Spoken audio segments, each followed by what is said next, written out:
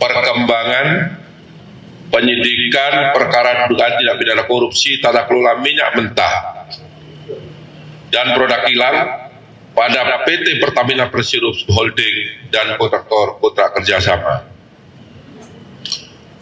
Pada hari ini, Kamis 10 Juli 2025, disampaikan perkembangan penanganan perkara dimaksud, yaitu perkara dugaan tindak pidana korupsi dalam tata kelola minyak mentah dan produk kilang pada PT Pertamina Persero Holding dan kontraktor kontrak kerjasama tahun 2018 sampai dengan tahun 2023. Dari hasil penyidikan yang dilakukan secara maraton dengan jumlah saksi sebagaimana yang telah disampaikan oleh Pak Kapus Penkum, tim penyidik menyimpulkan telah diperoleh alat bukti yang cukup untuk menetapkan sebanyak 9 tersangka. Adapun ke-9 tersangka tersebut dapat saya sampaikan sebagai berikut. Yang pertama, tersangka AN selaku Vice President Suplai dan Distribusi Kantor Pusat PT Pertamina tahun 2011 sampai dengan tahun 2015. Yang kedua, tersangka HB selaku Direktur Pemasaran dan Niaga PT Pertamina pada tahun 2014. Yang ketiga, tersangka TN selaku VP Integrated Supply Chain tahun 2017 sampai dengan tahun 2018. Kemudian tersangka DS selaku VP Crude and Product Trading ISC Kantor Pusat PT Pertamina Persero yang menjabat sejak tahun 2019 sampai dengan 2020.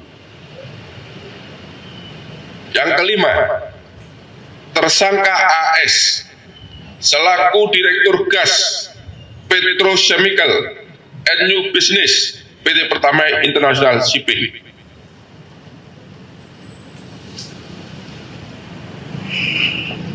Kemudian yang keenam, tersangka HW selaku mantan SVP Integrated Supply Chain tahun 2018 sampai dengan tahun 2020. Kemudian yang ketujuh, tersangka MH selaku Business Development Manager PT Trafigura yang menjabat tahun 2019 sampai dengan tahun 2021. Kedelapan, tersangka IP selaku Business Development Manager PT Mahameru Kencana Abadi.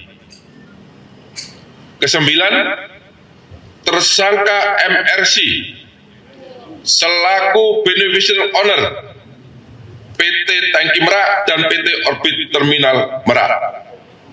Untuk para pejabat di PT Pertamina, sebagaimana yang saya sebutkan tadi, karena yang bersangkutan beberapa kali menjabat di tempat yang berbeda, maka tidak saya sebutkan jabatannya satu persatu. Bahwa masing-masing tersangka tersebut telah melakukan berbagai penyimpangan yang merupakan perbuatan melawan hukum dan tata kelola minyak yang mengakibatkan kerugian negara maupun kerugian perekonomian negara. Adapun penyimpangan tersebut dapat disampaikan sebagai berikut.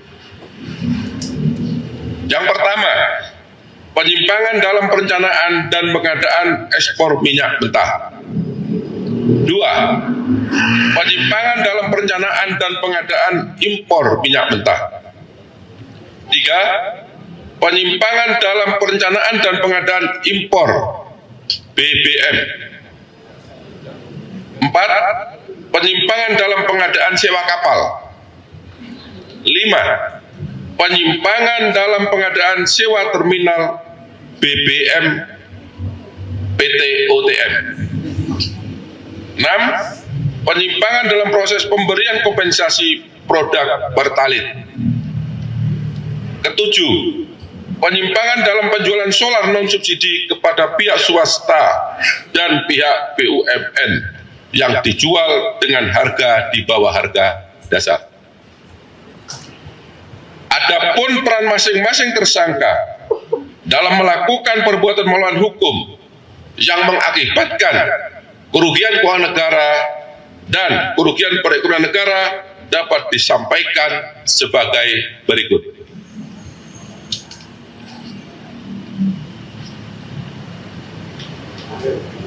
Tersangka AN memiliki beberapa peran, yaitu melakukan proses penyewaan OTM secara melawan hukum dengan menghilangkan hak kepemilikan Pertamina dan harga yang tinggi di dalam kontrak pengadaan. Bersama dengan tersangka HB melakukan proses penunjukan langsung kerjasama sewa TBBM Merak secara melawan hukum. Melakukan negosiasi harga sewa dengan mengakomodir nilai sewa yang mahal, yaitu sebesar 6,5 USD per kiloliter dengan menghilangkan skema pemilikan aset PT OTM. Selanjutnya, melakukan proses penjualan solar di bawah harga dasar secara melawan hukum kepada pihak BUMN dan pihak swasta. Dan yang terakhir, yang bersangkutan berperan dalam penyusunan formula kompensasi yang tinggi untuk produk pertalite secara melawan hukum. Tersangka HB bersama dengan tersangka AN mengakomodir penawaran dan melakukan proses penunjukan langsung kerjasama TBBM Merak secara melawan hukum yang seharusnya dilakukan dengan cara pelelangan. Kemudian melakukan proses penyewaan OTM secara melawan hukum dengan menghilangkan hak kepemilikan Pertamina atas objek sewa terminal BBM Merak dan harga yang tinggi dalam kontrak atau perjanjian. 3. Tersangka TN melakukan dan menyetujui pengadaan impor minyak mentah dengan mengundang demut atau supplier yang tidak memenuhi syarat sebagai peserta lelang karena yang bersangkutan dikenakan sanksi karena tidak mengembalikan kelebihan bayar.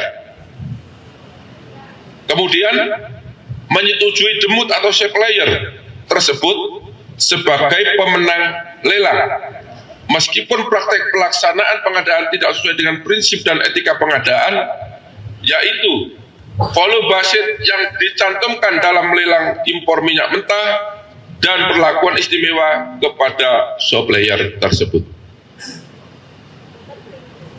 Untuk tersangka DS bersama dengan tersangka SDS dan tersangka JF melakukan ekspor penjualan minyak mentah bagian negara dan anak perusahaan hulu minyak Pertamina tahun 2021 dengan alasan terjadi ekses terhadap MMKBN dan anak perusahaan hulu Pertamina tersebut, padahal yang seharusnya minyak mentah tersebut masih dapat diserap oleh kilang dan tidak ekses, yang harusnya dipergunakan untuk memenuhi kebutuhan minyak mentah dalam negeri.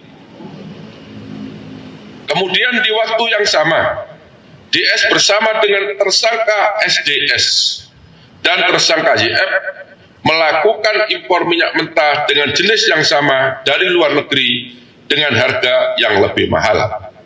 Maksudnya minyak mentah yang kualitas sama dengan harga minyak mentah di dalam negeri, tetapi harga impor ini, minyak mentah yang diimpor dengan kualitas yang sama ini harganya lebih tinggi.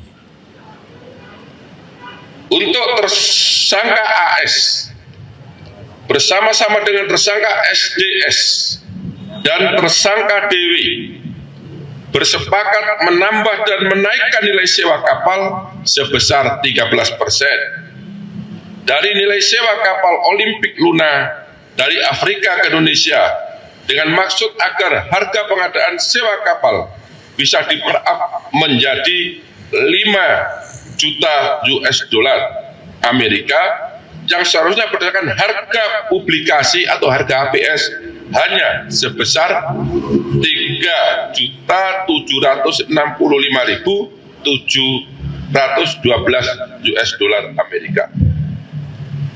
Selanjutnya AS bersama-sama dengan tersangka DW dan tersangka AP mengkoordinasikan agar kapal Suezmax milik PT Jenggala Maritim Nusantara dimenangkan dalam proses pengadaan tender time charter di PT Pertamina International Shipping dengan cara mencantumkan syarat yang hanya bisa dipenuhi oleh kapal Suezmax milik PT Jenggala Maritim Nusantara. Kemudian tersangka HW melakukan kesepakatan dengan tersangka MH dan tersangka EC untuk melakukan penunjukan langsung kepada Trafigura Asia Trading sebagai penyedia dalam pengadaan produk gasolin untuk kebutuhan semester pertama tahun 2021. Padahal seharusnya pengadaan tersebut dilakukan melalui proses lelang khusus di mana semua mitra atau demut diundang untuk mengikuti tender atau lelang. Tetapi dalam kenyataannya, Trafigura Asia Trading tidak terdaftar sebagai mitra atau demut Pertamina yang seharusnya tidak dapat mengikuti pengadaan atau lelang.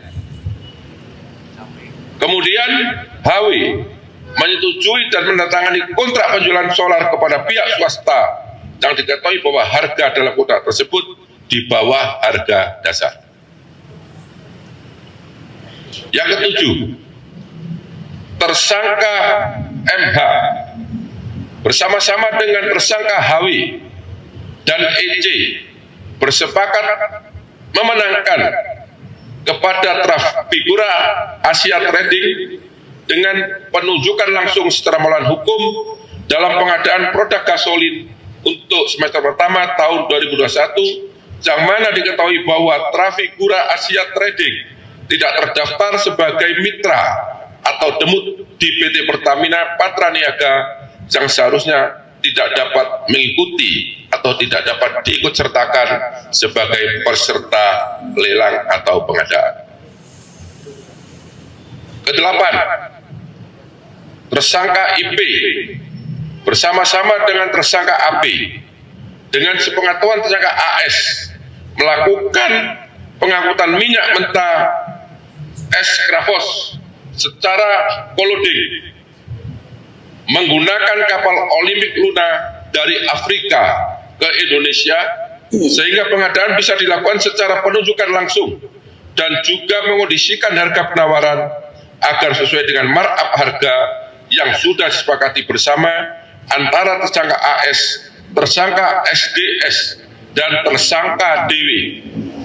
Sehingga dari selisih harga tersebut mengakibatkan kemahalan harga sebesar 15% dari nilai publikasi atau nilai HPS, dan tersangka DW mendapatkan keuntungan sebesar 3% dari nilai selisih tersebut. Kemudian yang terakhir, tersangka MRC melakukan perbuatan secara bersama-sama dengan tersangka HB, tersangka AN, dan tersangka GRJ secara melawan hukum untuk menyepakati kerjasama penyewaan terminal BBM Tangki Merak dengan melakukan intervensi kebijakan tata kelola PT Pertamina berupa memasukkan rencana kerjasama penyewaan terminal BBM Merak yang pada saat itu PT Pertamina belum memerlukan tambahan penyimpanan stok BBM. Kemudian menghilangkan skema kepemilikan aset terminal BBM Merak dalam kontrak kerjasama serta menetapkan harga kontrak yang sangat tinggi. Para teman-teman wartawan yang saya hormati, ini tadi sebagian perbuatan material yang dilakukan oleh para tersangka, tetapi belum saya seluruhnya kita sampaikan di sini karena sangat banyaknya perbuatan-perbuatan yang dimelakukan oleh para tersangka tersebut.